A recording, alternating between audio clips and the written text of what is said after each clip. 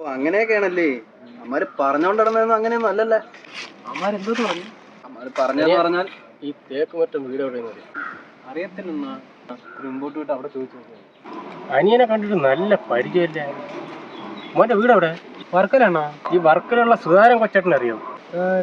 നിന്റെ അച്ചാച്ചനാണ് പറയുന്നത് തോന്നുന്നു. ആ ശരിയാണല്ലേ, സുധാരൻ കൊച്ചേട്ടൻ ചെറുവനാണാ നീ? ഓ, അച്ചാച്ചനറിയോ? പിന്നെ കൊള്ള. നിനക്ക് അച്ചാച്ചന്റെ കഥ എല്ലാം അറിയാവോ? പറയാമാ കേക്കട്ടെ. ഞാൻ കണ്ടുപിടിച്ചു തരാം. ചുമ്മാ ഉള്ള ചെറുക അച്ഛന്റെ കഥയൊക്കെ ഒന്ന് കേൾക്കട്ടെ, പറഞ്ഞു തരാതെ.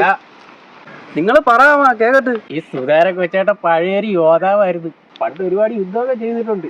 പണ്ട് ശാസ്താകോട്ടയിൽ ഒരു യുദ്ധത്തിന് പോയിട്ടെന്ന് നാട്ടുകാരെല്ലാം കൂടെ അങ്ങ് പിടിച്ചു കെട്ടി. അന്ന് എന്റെ കൊച്ചച്ഛനൊക്കെ അഴിച്ചിറങ്ങാൻ പോയ കൂടെ ഞാനും ഉണ്ടായിരുന്നു. അന്ന് സുധാരൻ കൊച്ചേട്ടനാണ് കാണുന്നവരുത്. അതിനുശേഷം പല സ്ഥലത്ത് വെച്ച് പുള്ളിയുടെ ചെറുമക്കളെ ഞാൻ കണ്ടിട്ടുണ്ട്. എന്റെ അറിവ് ശരിയാണെങ്കിൽ ഇവ പുള്ളിയുടെ 16ാമത്തെ ചെറുമോനാണ്.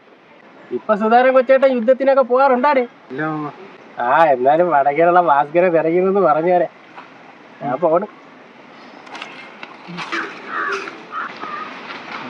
യോദ്ധാവിനെ ഞാൻ തിരക്കിയെന്ന് പറഞ്ഞേരെ. പോണോ?